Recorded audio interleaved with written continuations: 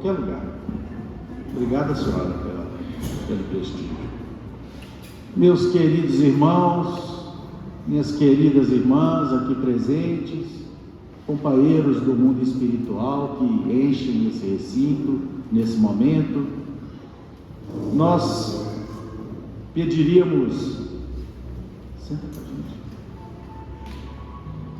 a gente, minha irmã, senta com a gente, por favor. Nós pediríamos, rogaríamos a todos que colocassem os telefones celulares no modo silencioso, no mesmo momento em que, sob as bênçãos de Jesus e acompanhados dos ensaios das escolas de evangelho dessa casa, já visando o Natal de nosso Senhor Jesus Cristo, nós elevamos os pensamentos a Deus, nosso Pai de infinito amor e bondade, agradecendo as bênçãos e a oportunidade de nos encontrarmos aqui reunidos mais uma vez, estudando o Evangelho do seu Filho amado, que tanto fala aos nossos corações, que tanto tem nos ajudado no nosso processo evolutivo ao longo dos séculos, e que nesse instante, nesse momento de nossas vidas, tem sido ilustrado de maneira tão bela e tão verdadeira pela doutrina espírita, consolador prometido pelo nosso Senhor Jesus Cristo. Que as bênçãos dos amigos espirituais aqui presentes possam descer sobre todos nós, possam amparar a todos que sofrem, aqueles que se encontram doentes, os nossos irmãos e irmãs cujos nomes foram declinados no nosso livro de preces, e que essas bênçãos possam ser irradiadas para os nossos lares, para que possamos, recebendo-as, recuperarmos os espíritos, os nossos corpos, de eventuais necessidades que carreguemos nesse momento. Pai nosso que estais nos céus, santificado seja o vosso santo nome. Venha a nós o vosso reino, seja feita a vossa vontade, aqui na terra como em todo o universo. O pão nosso de cada dia nos dai hoje.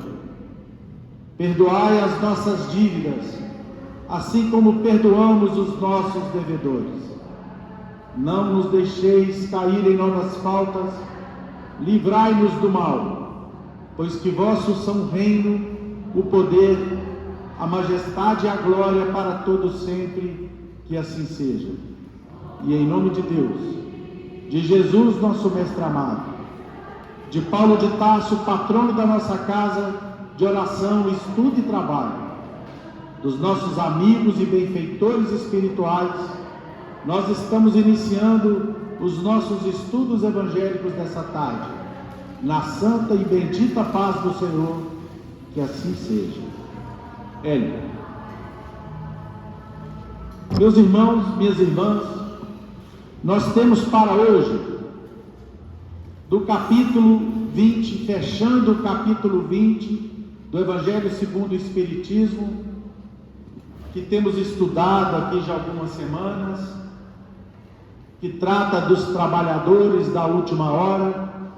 Nós temos aqui o item 5, uma mensagem proferida pelo Espírito de Verdade em Paris, no ano de 1862. Os obreiros do Senhor. Aproxima-se o tempo em que se cumprirão as coisas anunciadas para a transformação da humanidade. Ditosos serão os que houverem trabalhado no campo do Senhor, com desinteresse e sem outro móvel, senão a caridade. Seus dias de trabalho serão pagos pelo cêntuplo do que tiverem esperado. Ditosos os que hajam dito a seus irmãos. Vocês são? Santa Quaresma. Ditosos os que hajam dito a seus irmãos: trabalhemos juntos e unamos os nossos esforços, a fim de que o Senhor, ao chegar, encontre acabada a obra. Porquanto o Senhor lhes dirá: vinde a mim, vós que sois bons servidores, vós que soubestes impor silêncio aos vossos ciúmes e às vossas discórdias, a fim de que daí não viesse dano para a obra.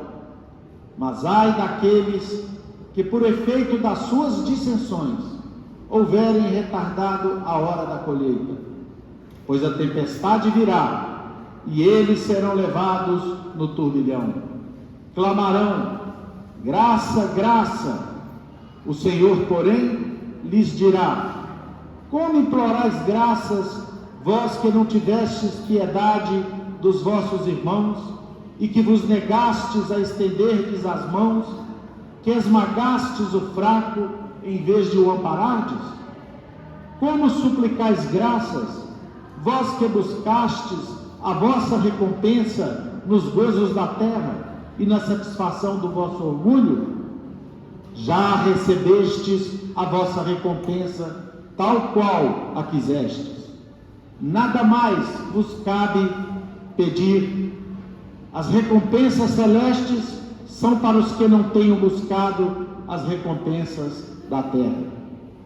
Deus procede neste momento ao censo dos seus servidores fiéis e já marcou com o dedo aqueles cujo devotamento é apenas aparente, a fim de que não usurpem o salário dos servidores animosos, pois aos que não recuarem diante de suas tarefas é que ele vai confiar os postos mais difíceis na grande obra da regeneração do Espiritismo, pelo Espiritismo.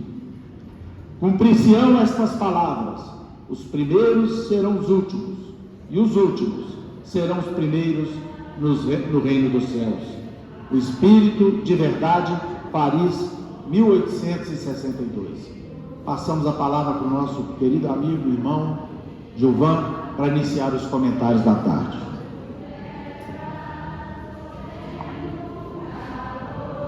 Boa tarde a todos.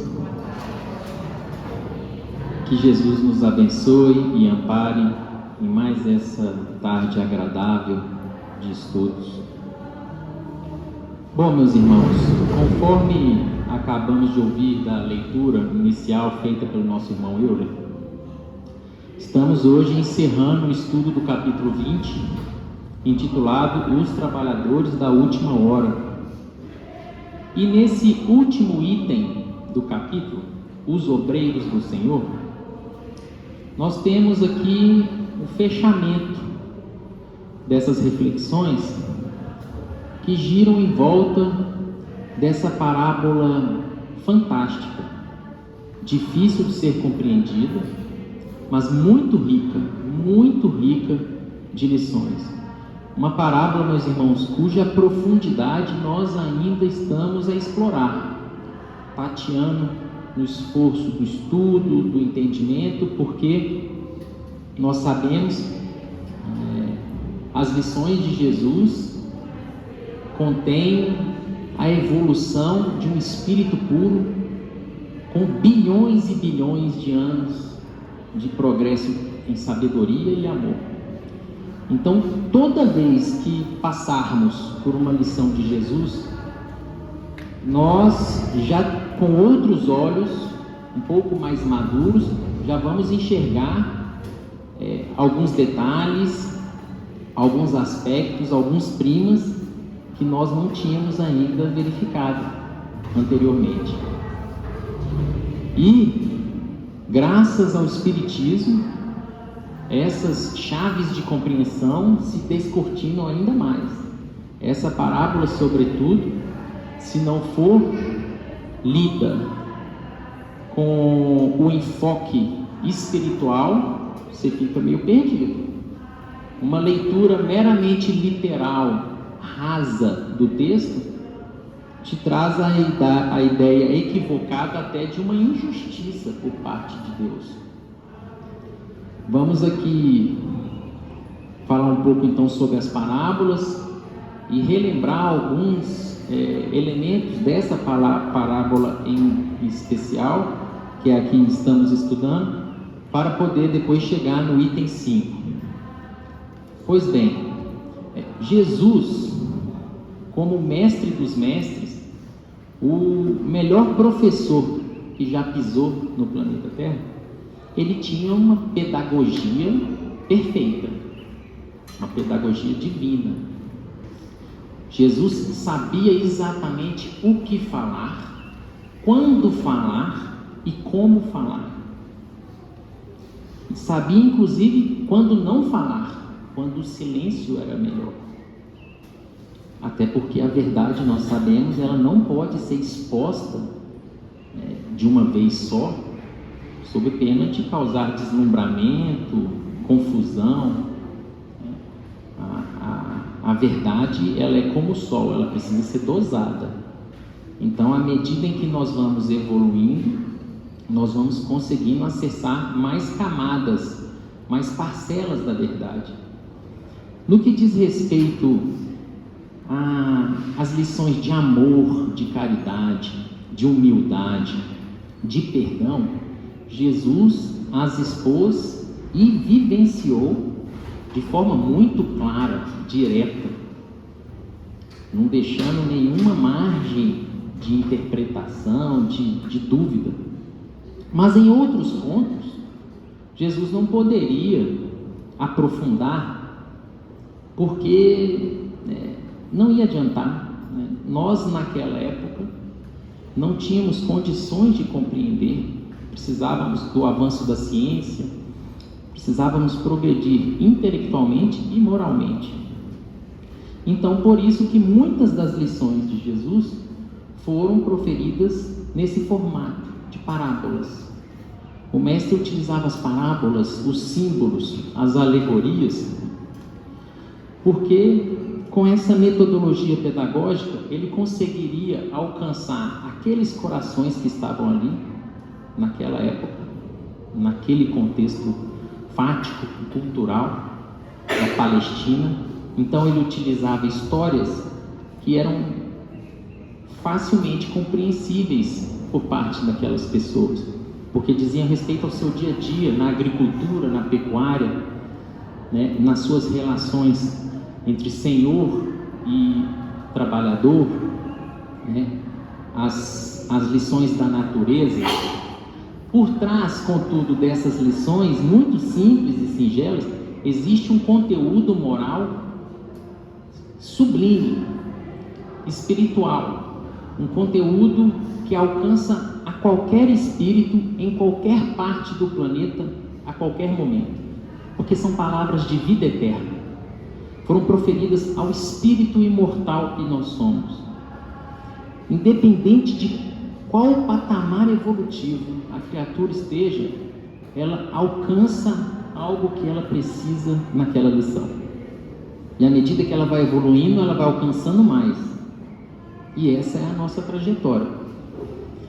Emmanuel, no livro O Consolador, questão 290, ele diz o seguinte, que as parábolas são as sementes divinas que desabrochariam mais tarde em árvores de misericórdia e sabedoria para a humanidade.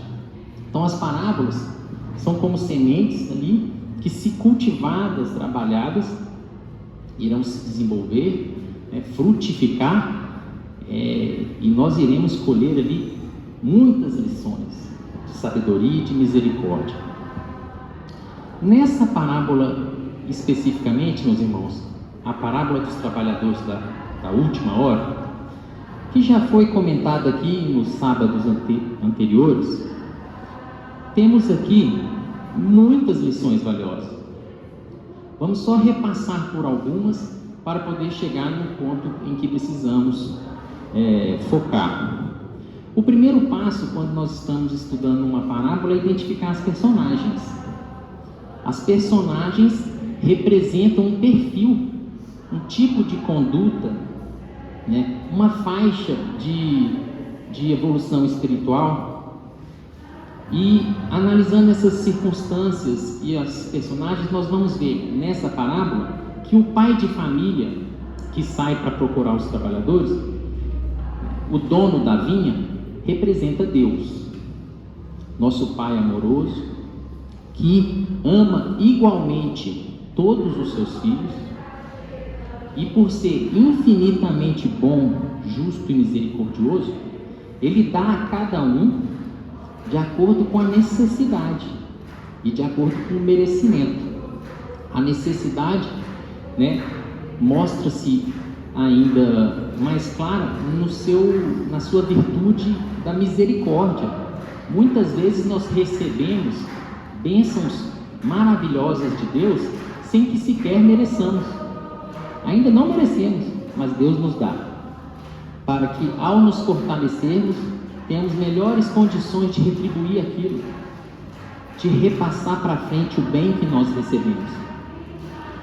E outra personagem que tem nessa parábola é o administrador, que seria Jesus, o representante de Deus aqui na terra, que é um servidor fiel, que executa com perfeição a vontade do Pai.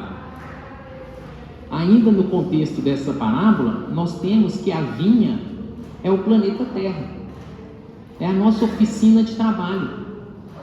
E, conforme a doutrina espírita ainda nos amplia os horizontes, a Terra é também um hospital para as nossas almas enfermas e uma bendita escola, onde estamos matriculados para aprender, para evoluir. E a humanidade terrestre, constituindo os espíritos encarnados e desencarnados, são os trabalhadores da vinha. E um aspecto interessante que recentemente começamos a pensar é que na parábola, os irmãos vão se recordar, existe uma praça onde alguns trabalhadores ficam aguardando para receber o convite. Essa praça nós não poderíamos entender como a erraticidade? Aquele intervalo no mundo espiritual em que nós, enquanto desencarnados, estamos esperando a nova chance de receber um corpo e vir trabalhar na Terra? Então, pensemos quando estávamos lá no mundo espiritual. Qual que era a nossa postura? Nós aguardamos com boa vontade, com fé e com confiança o nosso momento, a hora que o convite chegaria? Ou nós estávamos descrentes, desesperançosos, perdidos e às vezes até atrapalhando os trabalhos da vida? Porque muitos de nós, até poucas encarnações atrás, se bobear até na última, ao invés de ajudar, estávamos atrapalhando os trabalhos de Deus. Mas o Pai é perfeito em todas as suas virtudes. Sendo então infinitamente sábio, justo e misericordioso, Deus não abandona a nenhum dos seus filhos, nenhum. Por mais atrasado, endurecido que esteja, nas regiões mais sombrias de sofrimento, uma hora vai chegar a oportunidade para aquele espírito, para ele despertar. É claro que precisa do quê? De um movimento da parte dele.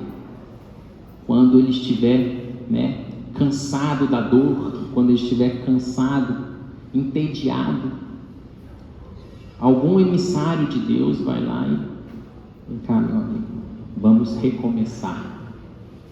Então Deus não abandona ninguém, perdoa infinitamente a todos os seus filhos e concede novas oportunidades de trabalho e redenção para todo mundo. A porta do arrependimento está sempre aberta e exige de nossa parte, espera, no mínimo, um pouquinho de humildade. Quando o Espírito dá uma brechinha e faz uma prece sincera, pedindo ajuda, a ajuda chega. O convite, é entregue. Mas é necessário o momento certo. É necessário que nós estejamos ali de boa vontade, querendo um recomeço, querendo trabalhar. No livro Nosso Lar, os irmãos que já leram ou assistiram o filme vão se recordar lá, né, de uma frase do ministro Genésio.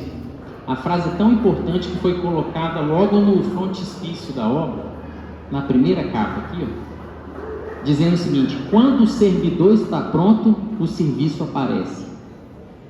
Então, nós precisamos estar dispostos, com boa vontade. A oportunidade chega quando estamos ali minimamente prontos e precisando daquele ensejo. A misericórdia do Pai vai nos buscar. Na parábola nós vemos aqui, meus irmãos, que dentre os trabalhadores tinham perfis diferentes, né? Uns estavam aguardando o convite, né, com fé, com bom ânimo, precisando daquela oportunidade. Outros, mesmo tendo sido chamados, recebida a oportunidade, revelavam uma ingratidão, uma intolerância, a falta de misericórdia e de indulgência para com aqueles irmãos que não tinham sido chamados ainda. Então o Espiritismo nos revela todas essas lições, esses aspectos que estão nos detalhes da parábola, e inclusive nos demonstra a perfeição da obra como um todo, a perfeição da criação de Deus, a lei de justiça, amor e caridade funcionando assim em uma sintonia inacreditável, a lei de solidariedade, porque nós vemos ali, né, que todos os trabalhadores, cada um chegando num momento, estavam empenhados na mesma obra. E a reencarnação que o Espiritismo nos demonstra, nos comprova, explica ainda mais essa situação aqui na parábola, porque todos nós estamos indo e voltando para a vinha. A vinha não é o planeta Terra? Todos nós estamos vindo e voltando, indo e voltando. Então um continua o trabalho do outro, e nós temos que estar unidos no mesmo propósito. Vejam que interessante o que diz o benfeitor que nos deixou a mensagem do item 3 deste mesmo capítulo. É o espírito de Henri Heine. Pesquisando, descobrimos que foi um poeta alemão. Esse poeta alemão diz o seguinte: tal um dos verdadeiros sentidos desta parábola, que encerra, como todas as que Jesus se utilizou, falando ao povo, o germe do futuro, e também, sob todas as formas, sob todas as imagens, a revelação da magnífica unidade que harmoniza todas as coisas no universo, da solidariedade que liga todos os seres presentes ao passado e ao futuro. Meus irmãos, é da lei a solidariedade. Os espíritos mais evoluídos ajudam os que estão na retaguarda, e nós, à medida em que avançamos um pouco, temos o dever de ajudar quem está um pouquinho pior que a gente. E assim, a tarefa, a obra na vinha, que é eterna, vai acontecendo. E olha que interessante, à medida em que nós vamos estudando, trabalhando, servindo no bem, nós vamos então aperfeiçoando, nos tornando criaturas melhores, vamos quitando as nossas dívidas e vamos alcançando cada vez mais felicidade. De forma, meus irmãos, que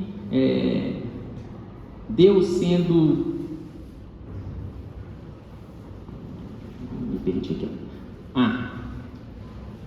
Deus sendo toda essa perfeição e a sua obra, né, harmônica, nós precisamos perceber que a misericórdia de nosso Pai alcança cada criatura e dá a chance que ela necessita.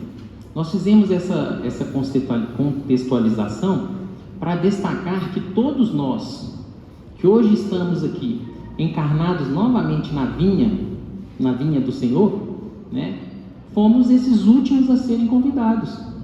Nós somos os trabalhadores da última hora. A misericórdia nos alcançou, né, e nos chamou para trabalhar, e aqui estamos, neste momento, meus irmãos, tendo essa oportunidade maravilhosa. Quantos séculos, quiçá milênios, nós não estivemos, né, lá na praça, né, aguardando a oportunidade, ou às vezes nem comparecendo ali com boa vontade para o serviço. Se agora estamos aqui, graças a Deus, tenhamos então empenho para aproveitar essa bendita ocasião. Sejamos, meus irmãos, então, o que está escrito aqui, os obreiros do Senhor. Quando o Espírito da Verdade diz: aproxima-se o tempo em que se cumprirão as coisas anunciadas para a transformação da humanidade. Ditosos serão os que houverem trabalhado no campo do Senhor com desinteresse e sem outro móvel, senão a caridade. Seus dias de trabalho serão pagos pelo cêntuplo do que estiverem esperados. Ditosos os que hajam dito a seus irmãos: trabalhemos juntos e unamos nossos esforços, a fim de que o Senhor, ao chegar, encontre acabada a obra. Porquanto o Senhor lhes dirá: vinde a mim, vós que sois bons servidores. Sejamos, meus irmãos, bons servidores. Vós que soubestes impor silêncio aos vossos ciúmes e às vossas discórdias, a fim de que daí não viesse dano para a obra. Meus irmãos, reflitamos no valor do tempo. Não foi à toa que Jesus, nessa magnífica obra, Jesus no Lar, nos disse que o tempo é o talismã divino. É uma das maiores bênçãos, talvez a maior de todas, que deve ser aproveitada por nós. Nessa lição, lá ao finalzinho do capítulo, o Cristo diz assim, esse bendito talismã é propriedade comum de todos. É a hora que estamos atravessando. Cada minuto de nossa alma permanece revestido de prodigioso poder oculto, quando sabemos utilizá-lo no infinito bem. Porque toda grandeza e toda decadência, toda vitória e toda ruína são iniciadas com a colaboração do dia. Então, veja a importância do tempo. O tempo é o talismã divino que devemos aproveitar. Meus irmãos, a reencarnação é uma oportunidade de ouro, e nós que estamos tendo essa oportunidade ainda, com o Espiritismo ao nosso alcance, nos esclarecendo, nos consolando, nos orientando, nós temos ainda mais chances de aproveitar melhor essa oportunidade. Temos que aproveitar a bênção do dia, da hora, até do minuto, porque em menos de 5 minutos nós conseguimos ler uma página edificante. Em 5 minutos você faz uma ligação para um parente que você sabe que está precisando conversar, que está um pouco tristinho, né? Que está enfermo, que você não vê há muito tempo. Em 5 minutos você faz uma prece pedindo pelos irmãos que estão em dificuldade, pela redenção do planeta. 5 minutos você pode fazer uma meditação, né, que vai te trazer ali reflexões importantes sobre Deus, a sua grandeza, a sua obra perfeita. Então, meus irmãos, Emmanuel, discorrendo sobre o valor do tempo, nessa obra aqui, Livro da Esperança, onde ele comenta a seguinte frase de Jesus: andai enquanto tendes luz. A lição se chama Tempo de Hoje. Hoje é o tema fundamental nas proposições do tempo. Ontem, retaguarda, amanhã, porvir. O que nós temos de certo é o hoje. O que passou nós não podemos alterar, e o futuro vai depender exatamente do que estamos fazendo hoje, do presente. Hoje é a oportunidade adequada a corrigir falhas havidas e executar o serviço à frente.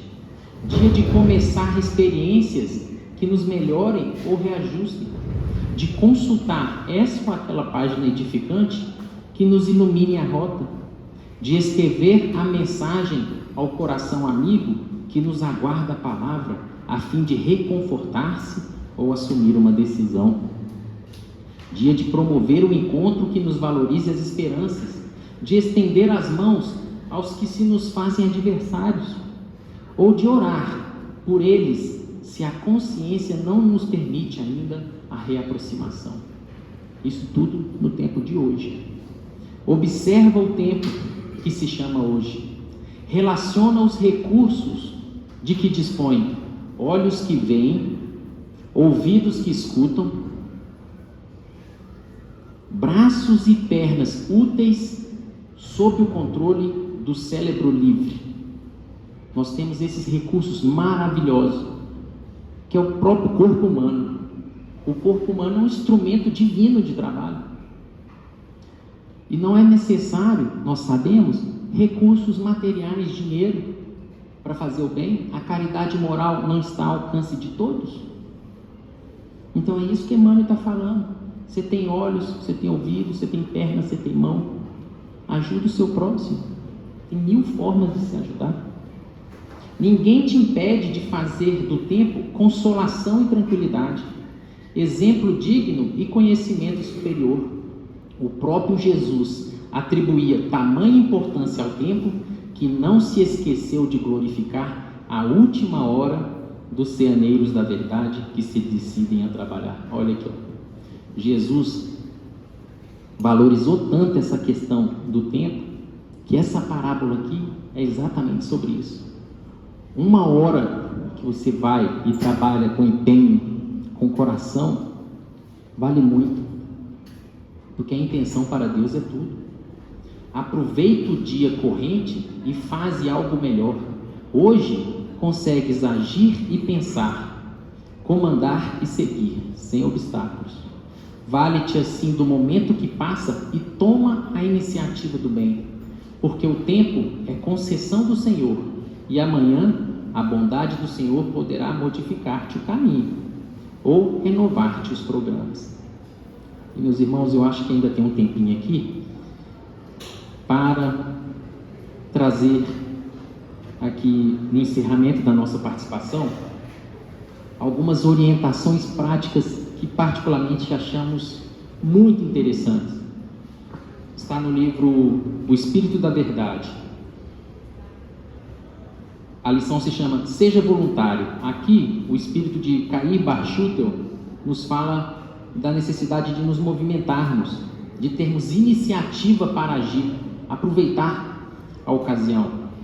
E aí ele diz assim, ó: seja voluntário na evangelização infantil, não aguarde convite para contribuir em favor da boa nova no coração das crianças, auxilie a plantação do futuro. No culto do Evangelho, não espere a participação de todos os companheiros do lar para iniciá-lo. Se preciso, faça-o sozinho. No templo espírita, não guarde ser eleito diretor para cooperar. Colabore sem impor condições em algum setor, hoje mesmo. No estudo edificante, não espere que os outros lhe chamem a atenção, estude por conta própria. Na mediunidade, não aguarde o desenvolvimento mediúnico sistematicamente sentado à mesa das sessões. Procure a convivência dos espíritos superiores, sabe aonde? Amparando os infelizes. Jesus não nos diz isso? Que toda vez que estiver auxiliando um desses pequenininhos, os que sofrem, é comigo mesmo que estará ali tratando. Na assistência social, não espere que lhe venham puxar o paletó rogando auxílio. Busque os irmãos necessitados e ajude como puder. E aí finaliza ele, meus irmãos. Sim, meu amigo, não se sinta realizado. Não pense que já cumpriu o seu dever. Ainda não. Cultive espontaneidade nas tarefas do bem. A sementeira é grande e os trabalhadores são poucos, nos disse Jesus. Vivemos os tempos da renovação fundamental. Atravessemos, portanto, em serviço o limiar da era do Espírito. Ressoam os clarins da convocação geral para as fileiras do Espiritismo. O convite, meus irmãos, está sendo espalhado por todos os cantos. Há mobilização de todos. Cada qual pode servir a seu modo. Aliste-se enquanto você se encontra válido. Assuma a iniciativa própria. Apresente-se em alguma frente de atividade renovadora e sirva sem descansar. Quase sempre, olha aqui agora, meus irmãos, essa advertência. Espírita sem serviço é alma a caminho de tenebrosos labirintos do umbral. Por quê, meus irmãos? Porque muito será cobrado de quem muito recebeu. E nós espíritas estamos com essa carga de conhecimento, de luzes que são para nós, uma bênção de instrumento de trabalho, mas nós temos que utilizá-lo. Seja, portanto, voluntário na seara de Jesus, nosso Mestre e Senhor. Que o Divino Mestre nos abençoe a todos.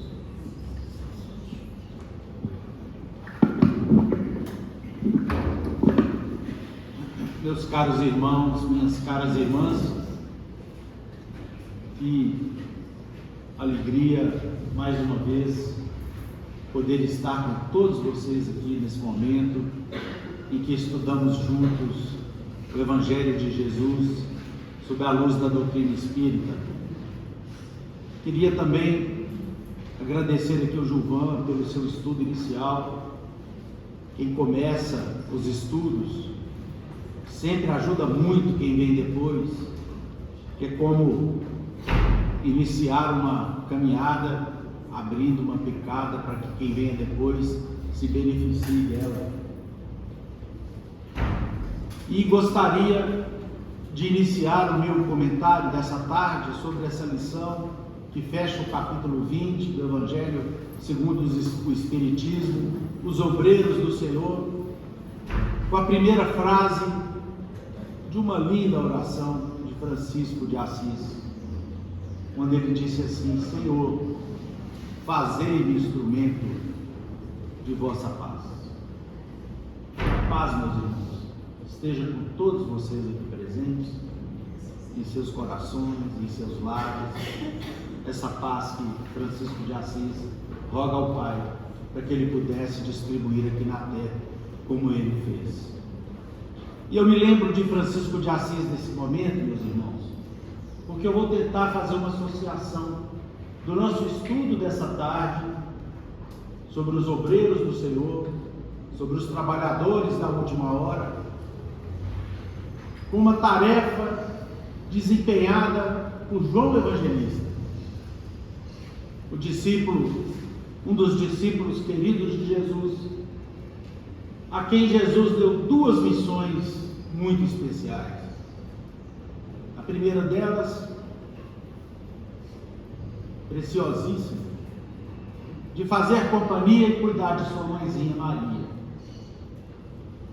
que ficaria sem o seu filho amado, sem o seu filho querido, a partir daquele instante.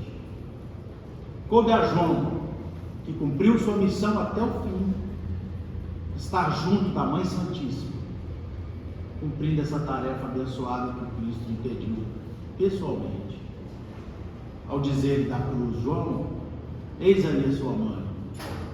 Mãe, eis aí o teu filho. E a outra tarefa, que faz o fechamento do Novo Testamento, de todas as mensagens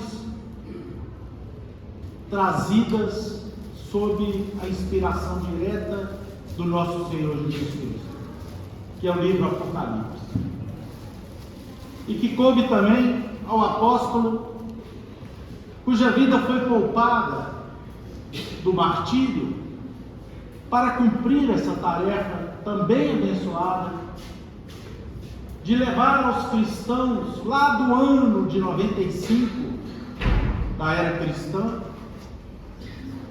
as consolações, as profecias, as promessas e as advertências de Jesus. E o livro Apocalipse, que fecha o Novo Testamento, nos traz no seu capítulo 1, versículos 1 a 3, o seguinte ensinamento que eu quero aqui compartilhar com todos os irmãos e com todas as irmãs aqui presentes. Revelação de Jesus Cristo, a qual Deus lhe deu para mostrar aos seus servos as coisas que brevemente devem acontecer. Brevemente. E nós estamos falando aqui de 2000 anos passados após essa revelação. Mas o que são 2000 anos ante a eternidade?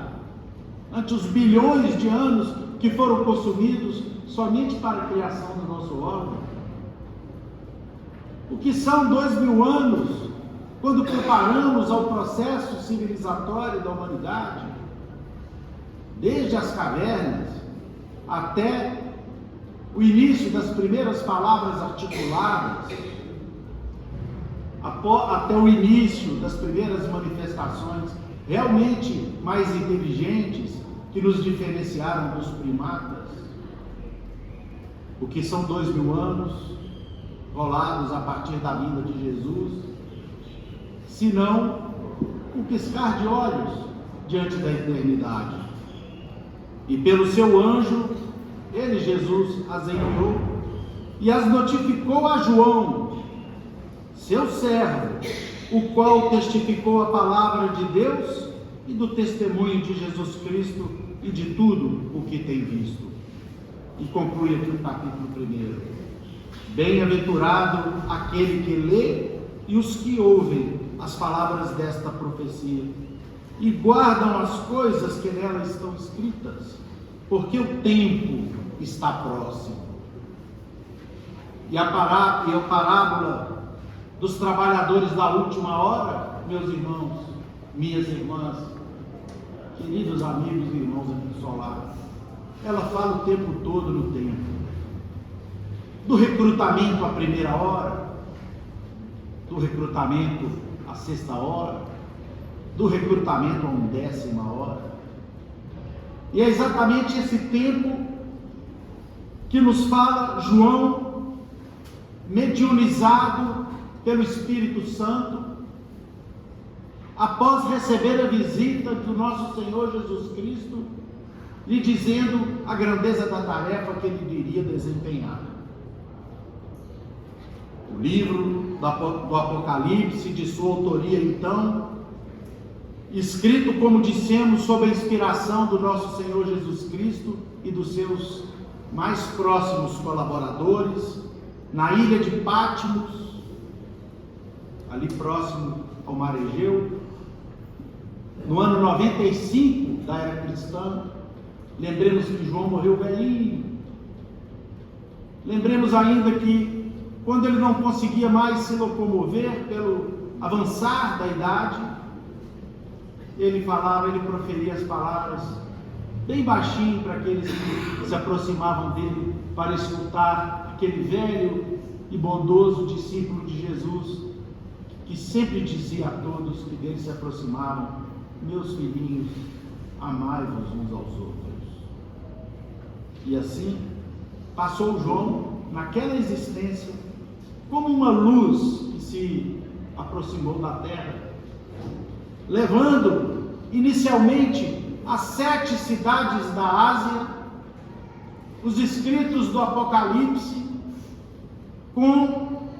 e essas cidades, exatamente nessa ordem, receberam essas lições, que nós vamos aqui destacar um pouquinho mais adiante, que foram as cidades de Tiatira, Sardes, Filadélfia, Laodiceia, Atenas, Antioquia, Jerusalém, Esmirna e Éfeso.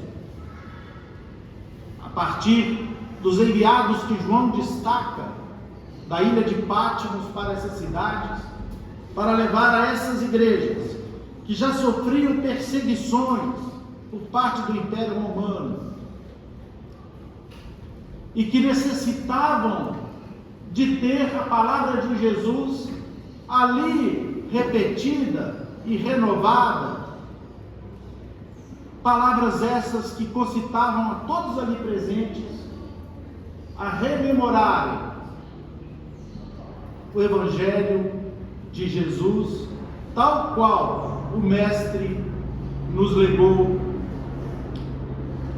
E todas essas igrejas receberam então novamente as notícias de Jesus como o grande Senhor das nossas vidas aqui na terra, como Filho de Deus que teve a missão não apenas de criar o nosso mundo, mas sobretudo a missão de transformar os corações das pessoas, os corações de todas as criaturas aqui na terra, que ao terem contato com a sua boa nova, eram tocados, cada um à sua maneira e numa determinada intensidade, pelos ensinamentos que haveriam como missão de transformar a humanidade. O Apocalipse, meus irmãos, é, portanto, um livro de profunda, eu diria, das mais profundas esperanças. E ele termina, inclusive, comentávamos aqui eu e o Gilvan, com a figura da Jerusalém libertada. Aquela mesma Jerusalém que no ano 70 foi destruída pelo general Tito, e cumprindo a profecia de Jesus, não ficara pedra sobre pedra, ficaram apenas os resquícios de uma civilização maravilhosa, que andou pelo mundo ao longo de todos esses séculos, e que se reuniria posteriormente, por volta do ano de 1947, formando o que hoje é o Estado de Israel. E essa grande diáspora, que levou tantos séculos, foi exatamente para mostrar ao povo escolhido, aos filhos perdidos da casa de Israel, que não bastava cultivar a ideia do Deus único sem compreender a influência de Deus nos nossos corações. Não bastava acreditar no Deus poderoso e no Deus dos exércitos, sem compreendermos o Pai misericordioso, compassivo, fraterno, justo e sábio por excelência. Então o Apocalipse é um livro de esperanças. É um livro que nos mostra que o Cristo prevalecerá, quer queiramos ou não. Que apesar dele ter confiado não apenas a João, mas a João, a Pedro, aos seus discípulos e a tantos e tantas criaturas que ao longo dos séculos se tornaram esses obreiros do Senhor, cada uma dando a sua colaboração nesse grande projeto de triunfo do Evangelho de Jesus em nosso planeta. O Apocalipse nos fala não apenas do triunfo de Jesus sobre a morte, na grande notícia levada por Maria de Magdala, a mais bela notícia já recebida pela humanidade, que foi a ressurreição de Jesus, mas que o Cristo também, nas suas ideias, haveria de triunfar. E o Apocalipse nos mostra, ao mesmo tempo que nos adverte, como um pai querido, um irmão mais velho, faz com seus filhos ou com seus irmãos mais novos, dizendo-lhes as verdades, mas ao mesmo tempo permitindo permitindo que essas verdades não os esmaguem a partir das consciências culpadas que essas verdades encontrariam, mas sim mostre a todos aqueles que se deparam com essas verdades que existe futuro para todos nós, que essa humanidade, meus irmãos, minhas irmãs, haverá de triunfar a partir do nosso triunfo pessoal. E cada um de nós aqui tem histórias de triunfo pessoal. Cada um de nós aqui, caídos que somos de tantas eras, viajantes que cometeram tantos equívocos repetidos, mas que a partir do conhecimento do Evangelho já constatamos que também já temos virtudes repetidas que nos possibilitam que elas sirvam de escadas abençoadas para atingirmos degraus mais elevados da nossa ascensão. Então, meus irmãos, no livro Apocalipse de João, Jesus convoca todos os seus trabalhadores a viverem de modo justo, de modo correto.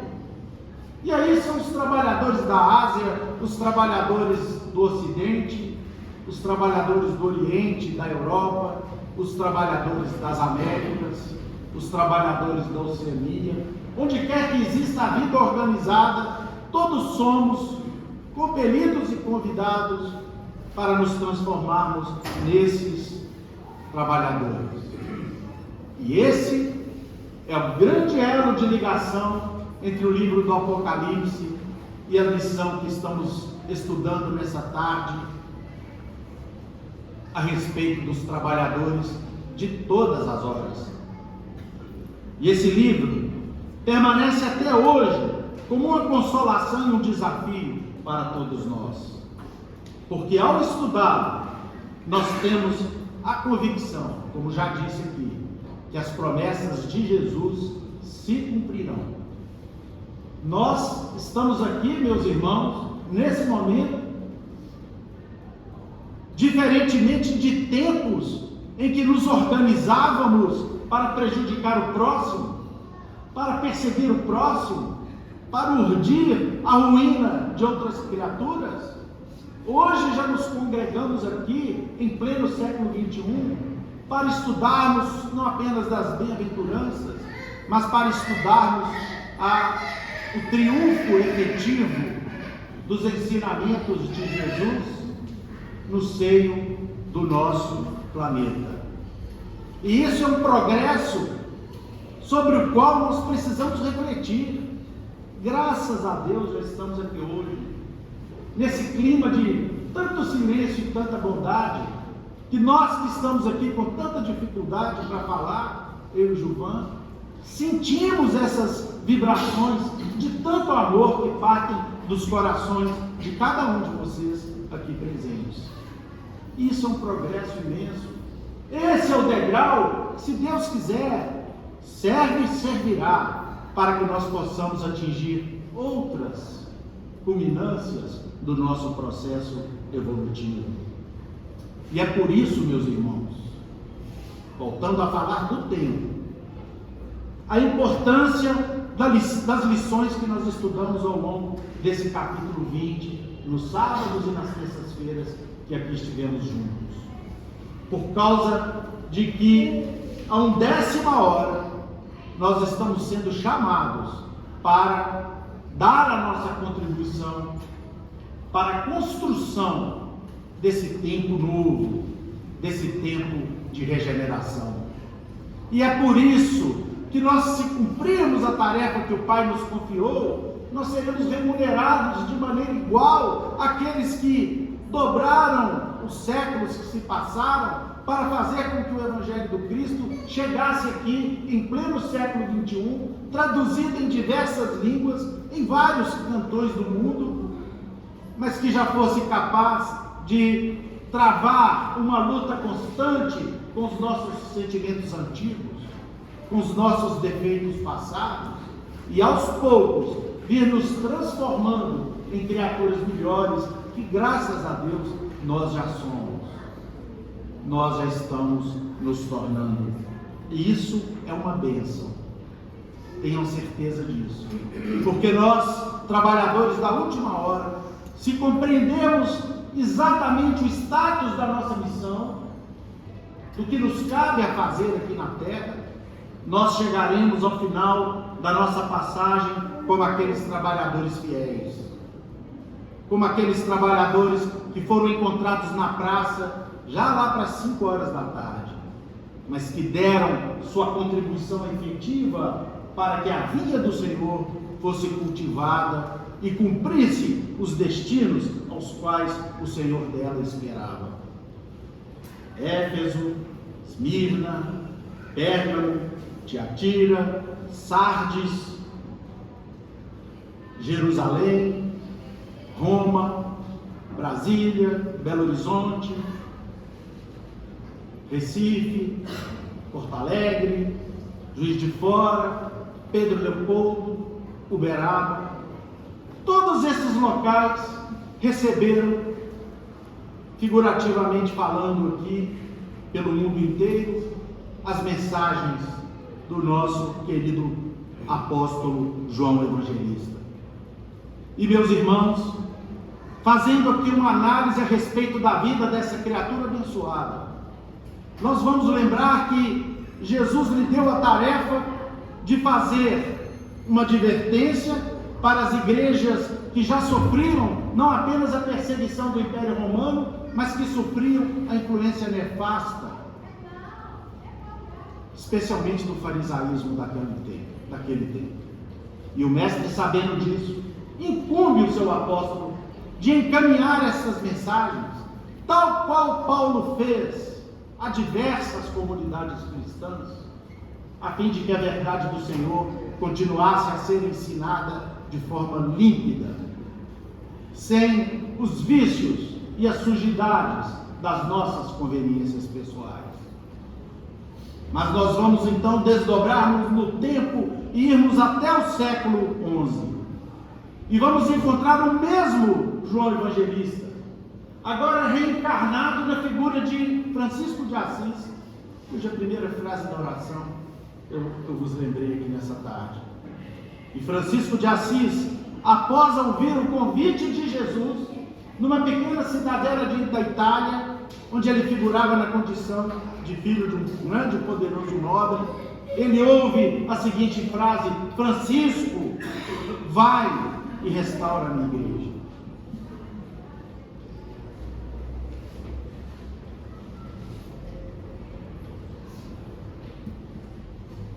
E sentindo a emoção daquele pequeno, mas imenso poverello de Assis, nós vamos encontrar Francisco de Assis se desvestindo de todas as conveniências humanas, se desvestindo de todas as riquezas, se desvestindo até mesmo da túnica rica que ele usava, por ser filho de um nobre.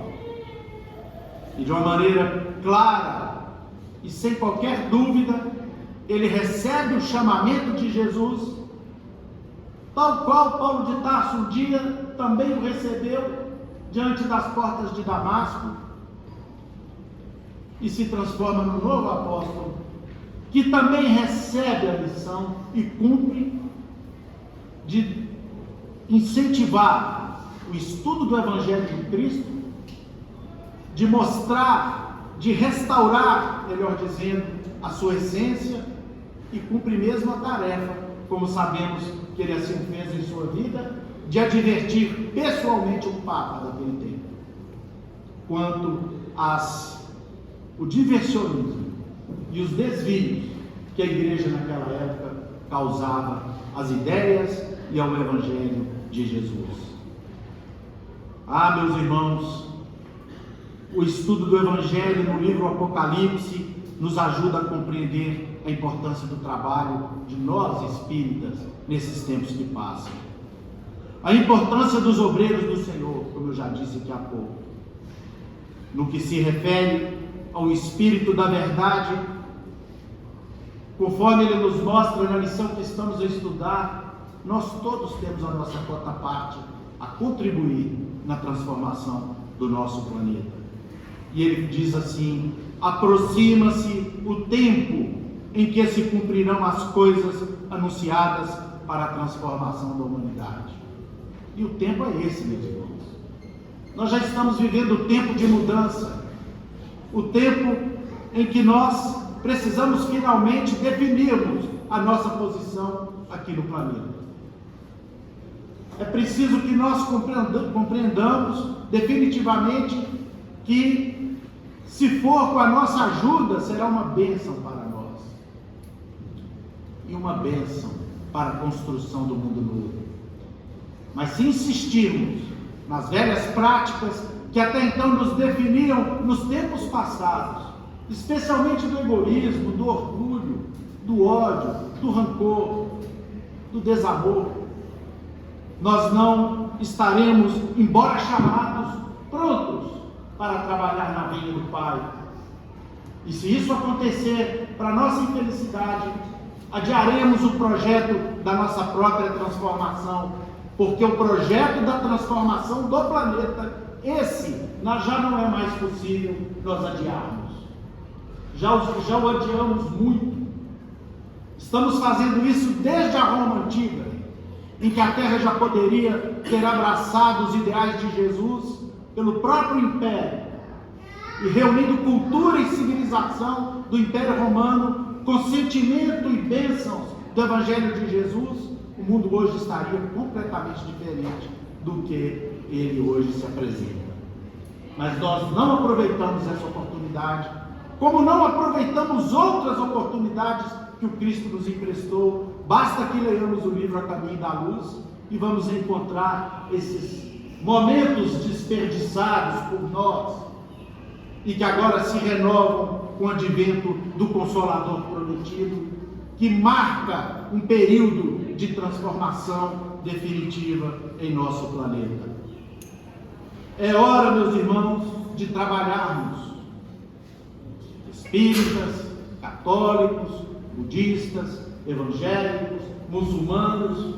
É hora de nós darmos as mãos, de nos abraçarmos, de esquecermos as diferenças, de esquecermos os muros que construímos ao longo dos séculos que se passaram, e nos abracemos de maneira fraterna para podermos construir juntos esse novo momento da humanidade. E Jesus faz esse convite aos bons servidores, aqueles que se encontram hoje engajados no projeto de transformação de si mesmos, porque é esse o pedido que Jesus nos faz, para que combatamos em nós as nossas más tendências, os nossos maus hábitos, os nossos maus costumes, as nossas más palavras. Esse é o trabalho que o Cristo espera de nós. E o Criador avisa de maneira muito clara para aqueles que apenas ostentam virtudes aparentes, que esses já estão sendo observados pelo Pai. Não há mais tempo para o farisaísmo das palavras. Não há mais tempo para que os pregadores espíritas, como eu, venham aqui e promovam discursos sem pelo menos procurar fazer algum esforço para a própria transformação. Portanto, não nos bastará mais nos chamarmos de espíritas, de católicos, de protestantes, etc. É hora de nos chamarmos e de agirmos como irmãos. Tanto no livro do Apocalipse de João, quanto na mensagem do Espírito da Verdade, nós vamos ver aqui que ele deixa claro que a chave fundamental, a senha, utilizar aí a palavra que está no cotidiano de todos nós. A palavra é a ação, está no cotidiano de todos nós. A senha para que nós possamos dar a nossa contribuição para o mundo, esse mundo que urge transformar-se, chama-se caridade. É o que o Espírito aqui nos diz. E eu termino a minha participação apagando as velas aqui da minha locução nessa tarde, uma página rapidinha, de Meimei, a nossa querida Meimei, do livro O Espírito da Verdade, onde ela nos traz uma mensagem maravilhosa, cujo título é O Encontro Marcado. Quando a aflição lhe bateu a porta, o discípulo tomou as notícias do Senhor e leu-lhe a promessa divina: estarei convosco até o fim dos séculos. É uma promessa de Jesus, constante em Mateus, no capítulo 28, versículo 20. Acendeu-lhe a esperança no fundo da alma. E certa manhã, ele partiu à procura do Mestre, à feição de uma corça transviada no deserto, quando suspira pela fonte das águas vivas. Entrou primeiramente num templo, repleto de luzes faiscantes, onde se lhe venerava a memória. Todavia, não obstante sentir que a fé ali brilhava entre cânticos reverentes e flores devotas, mas ele não encontrou ali o divino amigo. Buscou então o divino amigo nos vastos recintos, onde se lhe pronunciava um nome com inflexão, ou seja, com a modificação da voz e do movimento de supremo respeito. Contudo, apesar de surpreender-lhe o ensino puro, no verbo daqueles que carregavam dourados livros, não lhe anotou ali também a presença. Na jornada cansativa, gastou as horas, em vão atravessou portadas e colunas, altares e jardins, e ele não encontrou a figura do Altíssimo. Descia, porém, uma gelada noite. Quando então, naquela noite gelada, ele escutou os gemidos de uma criança doente, abandonada à sarjeta. Ajoelhou-se, asilou-a amorosamente na concha dos próprios braços, e ao levantar os olhos, viu Jesus diante dele, e fremente, ou seja, emocionado, bradou: Mestre, Mestre. O excelso benfeitor afagou-lhe a cabeça fatigada, como quem lhe expungia, ou seja, lhe enxugava toda a chaga de angústia, e falou compassivo: realmente, filho meu, estarei com todos em toda parte, até o fim dos tempos, dos séculos. No entanto, moro no coração da caridade, em cuja luz tenho um encontro marcado com todos os aprendizes do bem eterno. Debalde, seja em vão, tentou o discípulo reter o Senhor de encontro ao próprio peito. Através da neblina espessa, das lágrimas que lhe inundavam o rosto mudo, reparou que a celeste visão se diluía no anilado, ou seja, no azulado fulgor, no azulado brilho do céu vespertino, ou seja, do céu do final de tarde. Mas na acústica do próprio ser, ressoavam para ele agora as palavras inesquecíveis: toda vez que amparardes a um desses pequeninos, por amor de meu nome, é a mim que o fazeis. Que Jesus, meus irmãos, abençoe a todos vocês, ampare a vida de todos aqui presentes, que aqueles que estiverem passando por dificuldades de saúde, por dificuldades pessoais, além do atendimento fraterno que nós temos aqui nessa casa, existe um atendimento espiritual, que é feito especialmente quando do passe, dos passes que são proferidos, que são dados por irmãos cujos corações estão repletos de boa vontade para transmitirem a todos as melhores energias. Vamos formar a nossa fila aqui do passe, que vocês recebam com os corações repletos de muita fé essas vibrações que partem dessa casa, que é a casa de Paulo de Tarso, o nosso patrono. que, compreendendo os ensinamentos e a missão de Jesus, trouxe para nós um dia as notícias desse Cordeiro divino e amado, que tem insistido com cada um de nós para que nós nos transformemos nos seus trabalhadores. E por fim, gostaria de lembrar a todos e a todas aqui presentes que hoje termina a nossa Feira do Livro Espírita, que fizemos em mais um ano, essa é a 9ª, e temos ainda muitas obras, muitos livros com preços que a Federação Espírita Brasileira nos repassou em termos de descontos e que estão lá à disposição para todos aqueles que queiram ler esta nuvem de bênçãos que cai dos céus, que são gotas maravilhosas que partem daqueles nossos irmãos que já cumpriram sua tarefa de sua própria renovação e hoje auxiliam Jesus através de suas páginas iluminadas, em especial pela mediunidade do nosso inesquecível Francisco Cândido Xavier, a que nós, retardatários ainda dos caminhos evolutivos, possamos, refletindo sobre essas lições, também nós fazermos a nossa travessia. Que Jesus nos abençoe.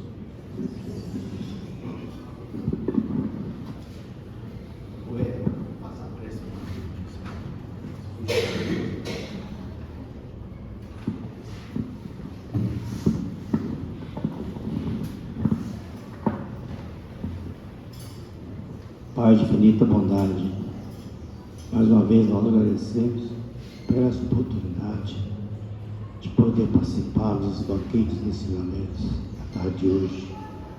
Nós devemos refletir os ensinamentos da tarde, possamos exercitar, exemplificar e repassar para os nossos entes queridos, né? Agradecemos os nossos irmãos espirituais que estão aqui pela sustentabilidade da reunião. E nós possamos, através dos nossos pensamentos, através das nossas preces, nós possamos criar um cordão de fluidos positivos e possamos visitar a todos os nossos irmãos que se encontram nos hospitais, nos asilos, nas creches, nas penitenciárias, né? Pai amado, possa derramar a tua luz sobre todos eles, pois são todos filhos de Deus também. Agradecemos, Pai, mais uma vez por essa oportunidade. Ficai conosco hoje, agora e sempre, que assim seja. E em nome de Deus, de Jesus, nosso Mestre, de Paulo de Tarso, patrono da nossa casa de oração, estudo e trabalho, dos nossos amigos e benfeitores espirituais, nós estamos encerrando mais um estudo evangélico doutrinário desta tarde, na santa e bendita paz do Senhor. Que assim seja.